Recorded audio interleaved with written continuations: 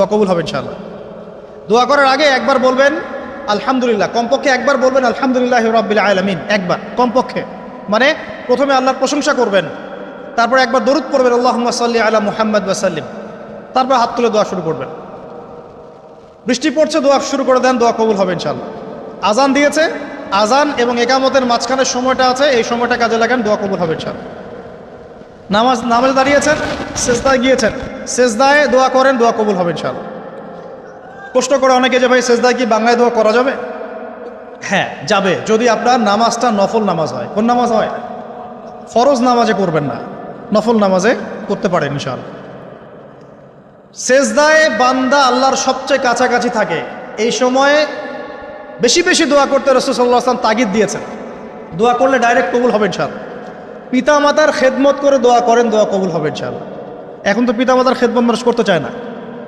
এটা সেই যুগ যে যুগে পিতা মাতার সাথে দাস দাসীর মতো আচরণ করা হয়। সন্তানরা ভুলে গেছো তোমরা যে তোমরা একদিন পিতামাতা হবা। আমরাও কিন্তু একদিন পিতামাতা হব। যারা বিয়ে শাদী করেছে, সন্তান সন্ততি হয়েছে, তারা জানে এই যে প্রসব বেদনার একটা সেকেন্ড, এক মিনিট প্রসব যে বেদনা মায়ের হয়, এর ঋণ আমরা সারা জীবনে শোধ করতে পারবো না। পারবেন? এ কারণেই মায়ের পায়ের নিচ জান্নাতের কথা বলা আছে। মাদের সম্মান আল্লাহর কাছে অনেক বেশি, মেয়েদের সম্মান অনেক বেশি। এই নারীবাদী ফ্যামিলিস্টরা যা বুঝিয়েছে, ইসলাম এমন নয়। তো ইসলাম এমন নয়, ইসলামে মেয়ের মর্যাদা সবচেয়ে উপরে। সেই মেয়েদেরকে আমরা এখন কি করেছি? কাপড় চোপড় সব কমিয়ে কমিয়ে বেপর্দা করে রাস্তায় নামিয়ে দিয়েছে। যদি একটা মানুষ নিজের সম্মান না বোঝে, তাকে সম্মান কেউ দিতে পারে?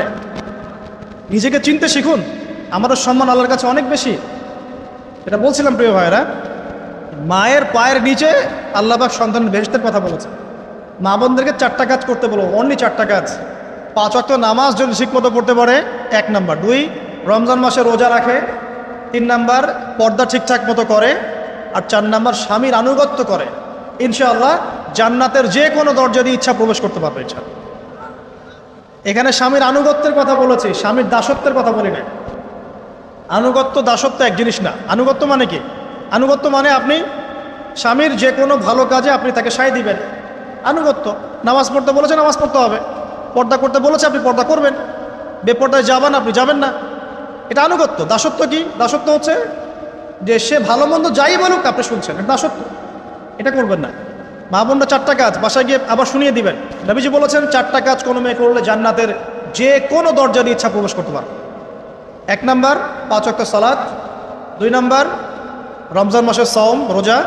3 নাম্বার, পর্দা ঠিকঠাক মতো করবে, লজ্জাস্থানের হেফাজত। এবং 4 নাম্বার, স্বামীর আনুগত্য করা। মায়ের খেদমত করে দোয়া করেন, দোয়া কবুল হবে ইনশাআল্লাহ। বাবার খেদমত করে দোয়া করেন, দোয়া কবুল হবে ইনশাআল্লাহ। কোরআন তেলাওয়াত করে দোয়া করেন, দোয়া কবুল হবে ইনশাআল্লাহ। মনে করেন শেষ রাতে উঠেছেন, মানে শেষ রাত বলতে বোঝাচ্ছি এই ধরেন যে 2টার পর থেকে, এখন 2টা 2:30টার পর থেকে নিয়ে ফজর পর্যন্ত শেষ রাতে উঠেছেন। এই সময় আপনি যা দোয়া করবেন ইনশাআল্লাহ কবুল হবে। হ্যাঁ, বলতে বাধ্য হচ্ছি, এখনকার তরুণ সমাজ ওই 2টা 2:30টার দিকে ওই যে কার কার খেলা থাকে, ওই খেলাগুলো দেখার জন্য ওঠে, তাহাজ্জুদ পড়ার জন্য উঠতে পারে না। অথচ আল্লাহ পাক বলছেন কি, যে শেষ রাতে আল্লাহ পাক প্রথম আসমানে নেমে আসেন এবং আহ্বান করেন, কে আছো আমার কাছে কিছু চাইবে আমি দিব, কে আছো আমার কাছে রিজিক চাইবে দিব, কে আছো আমাকে ডাকবে আমি তোমার ডাকে সাড়া দিব, কে আছো আমার কাছে ক্ষমা চাইবে আমি তোমাকে ক্ষমা করে দিব। প্রিয় যুবক ভাইরা, আল্লাহকে মূল্যায়ন করতে শেখুন। এই সময়গুলোতে দোয়া করলে ইনশাআল্লাহ তাআলা আপনার দোয়া কবুল হবে ইনশাআল্লাহ। সবচেয়ে ইম্পর্টেন্ট হচ্ছে এটা, যেটা আমরা প্রত্যেক দিন পড়ি, প্রায় 17 রাকাত নামাজ পড়ি আমরা, ফরজ নামাজ। শুধু ফরজ নামাজের কথাই বলছি। এখানে আপনি 34টা সেজদা করেন। 17 রাকাত ফরজ, 34টা সেজদা করেন। প্রত্যেক সেজদায় যদি একটা করে দোয়া করতে পারেন ইনশাআল্লাহ আল্লাহ আপনার দোয়া কবুল। দোয়া কবুল করার কিছু জায়গা বলে দিলাম। বেশি বেশি দোয়া করতে হবে। আমরা উম্মার অবস্থাগুলোকে বুঝতে শিখব। এখানে এই 3 ব্যক্তি, এটা বলে আমি শেষের দিকে যাচ্ছি, একটু ধৈর্য ধরেন। এই 3 ব্যক্তি পড়ে গেছে গুহার মধ্যে।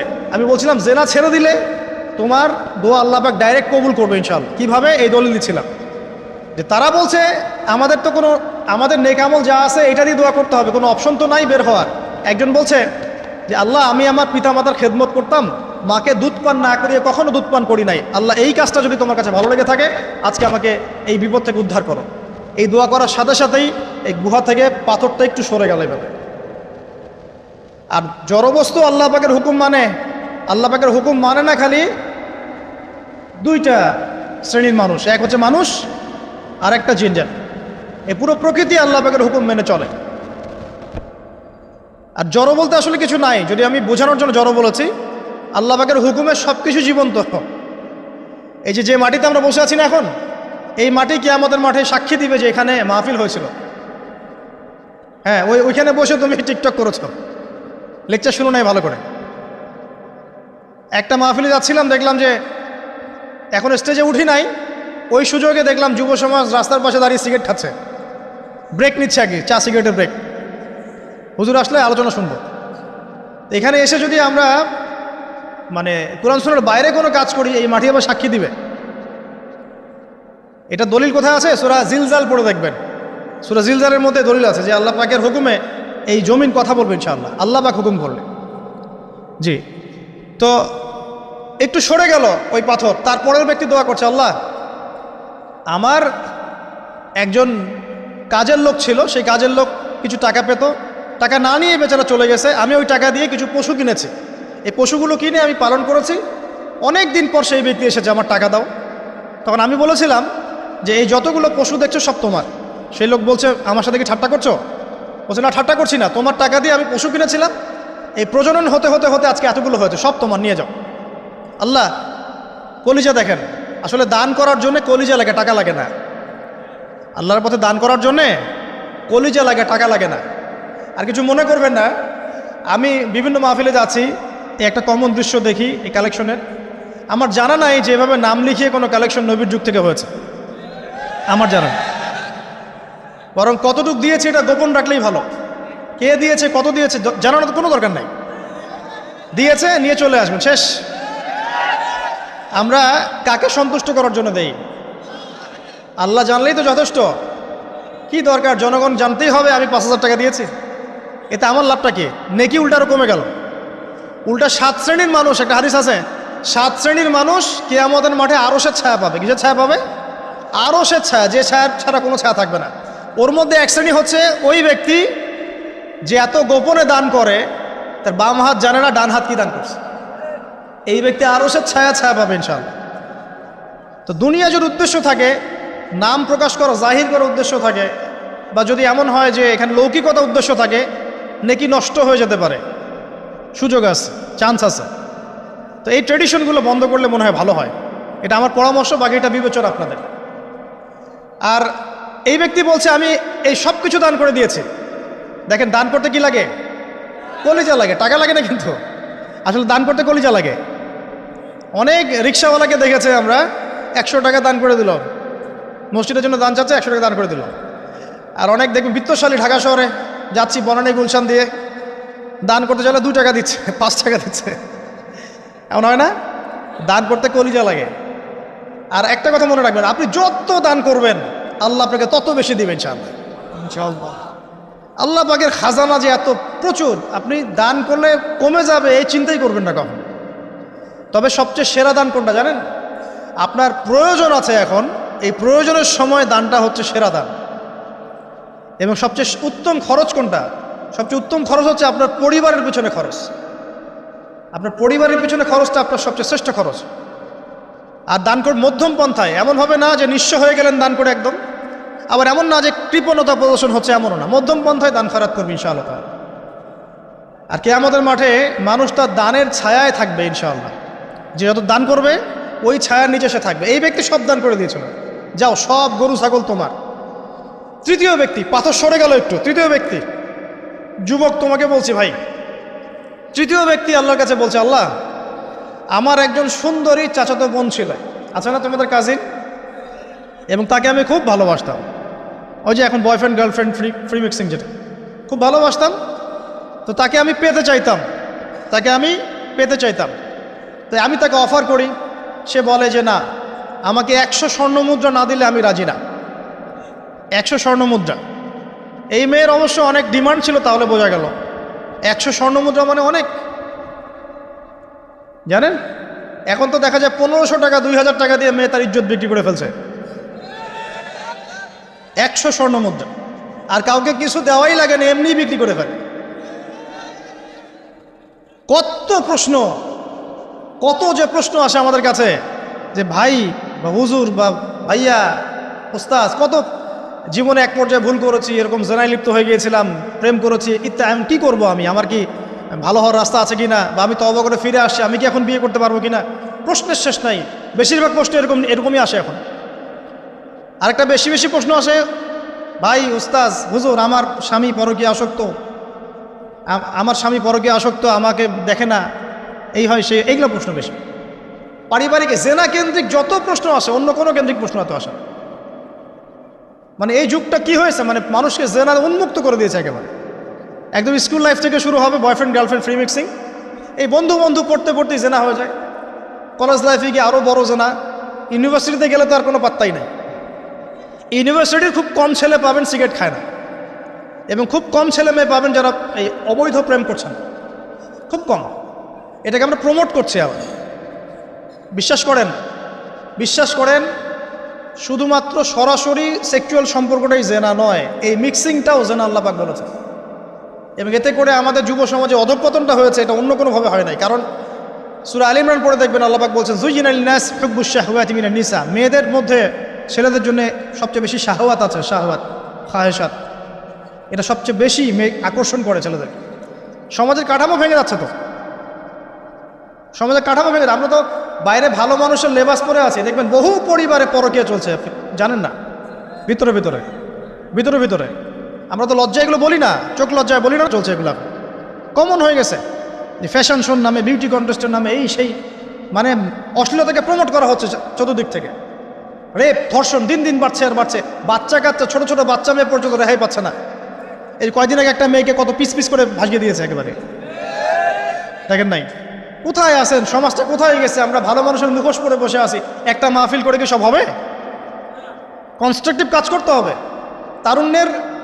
তারুণ্যের এই শক্তিটাকে আল্লাহর জমিনে দিনের প্রচার প্রসার প্রতিষ্ঠার কাজে ব্যয় করতে হবে। যতক্ষণ পর্যন্ত আমরা এরকম ভালো মানুষের লেবাস সাজে বসে থাকবো না, আমার ঘরেও ফেতনা ঢুকে আসবে, টের পাবেন না। যখন ফেতনা ছড়িয়ে পড়ে ওটাকে দমন করতে হয়। দমন না করলে ওইটা আমার ঘরেও ঢুকবে তো একসময়, আমি একা ভালো থাকতে পারবো না তো। আরে দমন করার ক্ষমতা আল্লাহ পাক যাদেরকে দিয়েছেন তাদের উপর অবশ্য ওয়াজিব হয়ে গেছে এগুলো দমন করা। এখন তাদের উপর একটা ফরজ ওয়াজিব হয়ে গেছে দমন করা এগুলো, নাহলে আল্লাহ পাক কঠিন শাস্তির সম্মুখীন করবেন। একটা হাদিস বলে সামনে যাই, শেষ করে গুটিয়ে নিচ্ছি। নবীজি বলছেন একদিন ঘুম থেকে উঠে চোখ ঘষতে করছে লা ইলাহা ইল্লাল্লাহ, আল্লাহ লা ইলাহা ইল্লাল্লাহ। তার স্ত্রী সামনে যায়নাব বিনতে জাহাশ রাদিয়াল্লাহু আনহা, তিনি বলছেন ইয়া রাসূলুল্লাহ, কি হয়েছে, সমস্যা কি? নবীজি বলছেন ওয়াইলুল লিল আরব, আরবদের জন্য ধ্বংস, আরবদের জন্য ধ্বংস। মিন শাররি কাদ ইখতারাব, কি ভয়ঙ্কর ফিতনা ধেয়ে আসছে। তখন তার স্ত্রী বলছেন ইয়া রাসূলুল্লাহ আনুহলিকু ওয়া ফিনা সালিহুন, আমাদের মধ্যে সৎ মানুষ ভালো মানুষ থাকা অবস্থাতেও কি আমরা ধ্বংস হয়ে যাব? নবীজি বলছেন বালা, অবশ্যই, নাম, হ্যাঁ অবশ্যই ধ্বংস হবে। ইযা কাসরাতুল খাবাস, যখন সমাজের মধ্যে অশ্লীলতাকে ছড়িয়ে পড়া হবে। যখন সমাজের মধ্যে অশ্লীলতা বেহায়াপনা ছড়িয়ে পড়বে, আলেম জালেম সব ধ্বংস হয়ে যাবে। এই সময় এখন আসে নাই? আসে নাই? হারাম, একটা সামান্য একটা হারাম ঠুনকো একটা খেলাকে নিয়ে সারা বিশ্ব কি করতেছে দেখেন নাই? কি পাগল হয়ে গেছে একেবারে, কি অবস্থা মানুষের মধ্যে। কে খেলে তারও ঠিক নাই, ওই দেশের লোক আমাকে চিনে কিনা তারও ঠিক নাই, নিজের কোনো ব্যক্তিত্ব গায়রত কিছুই নাই। আশ্চর্য একটা জাতি আমরা। কে খেলছে? ভাবখানা এমন যে আমরা মনে হয় যুদ্ধ করে কাফেরদের সাথে দ্বীন ইসলাম কায়েম করে ফেলছে একদম, ভাবখানা। অথচ এগুলো তৈরি করা হয় কি জন্য? যাতে মুসলিম জাতি একদিকে ফোকাস করে থাকে, অন্যদিকে ওরা তাদের উদ্দেশ্য সাধন করবে।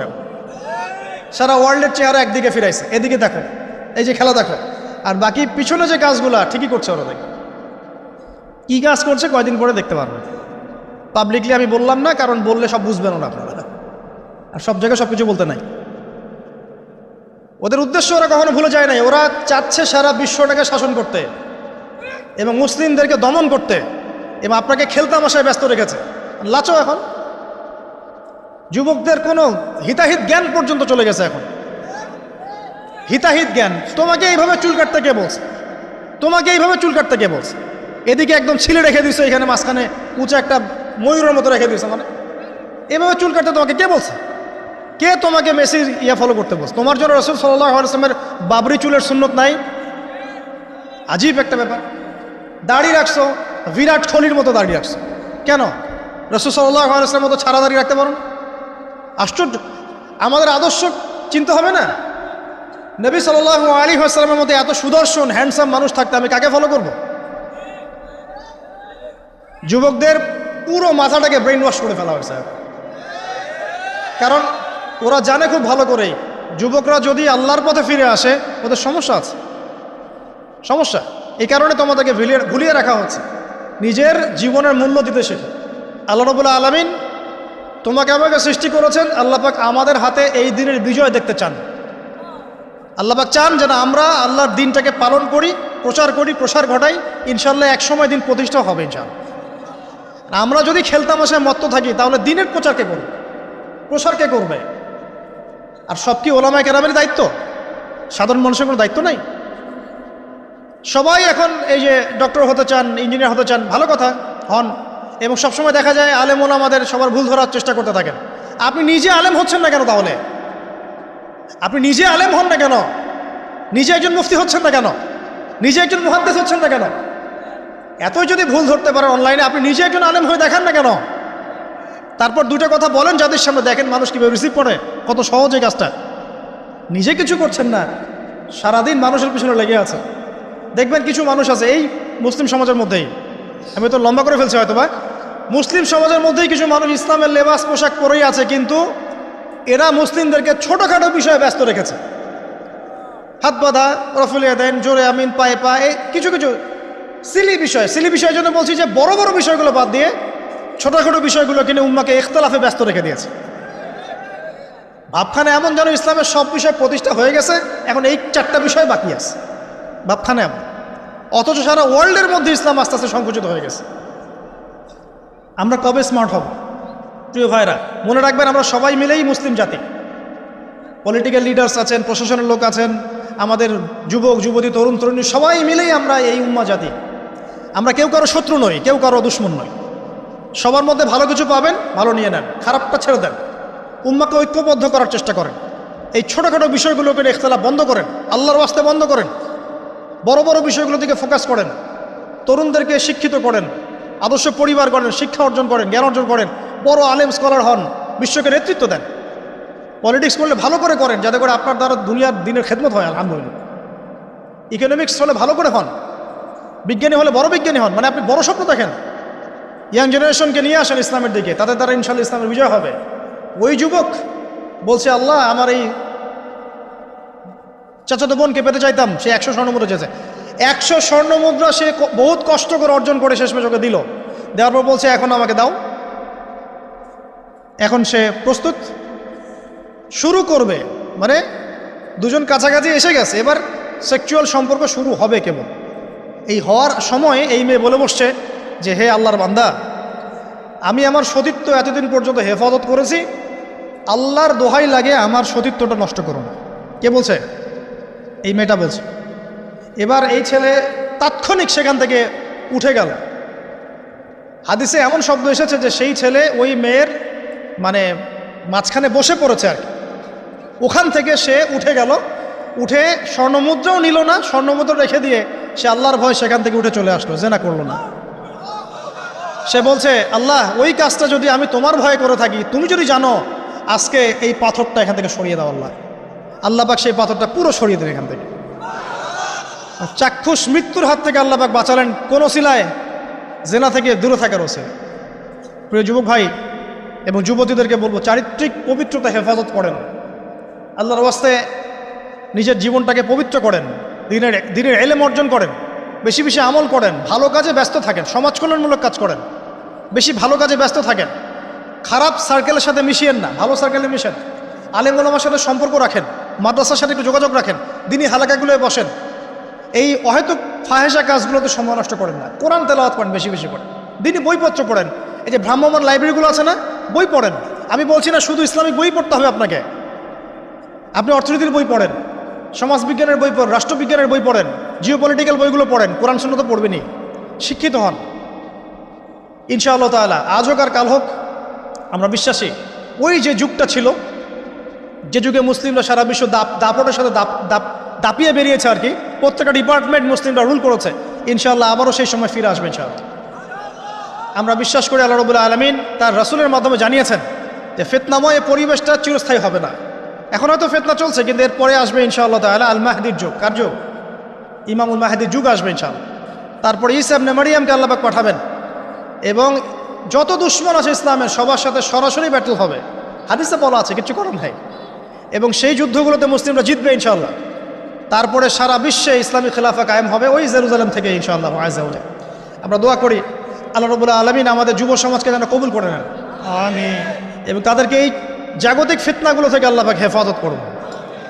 আমাদের সতীত্ব, পবিত্রতা, চরিত্রের সৌন্দর্য আল্লাহ পাক যেন অটুট রাখে, জেনা থেকে আল্লাহ পাক যেন বাঁচিয়ে রাখে।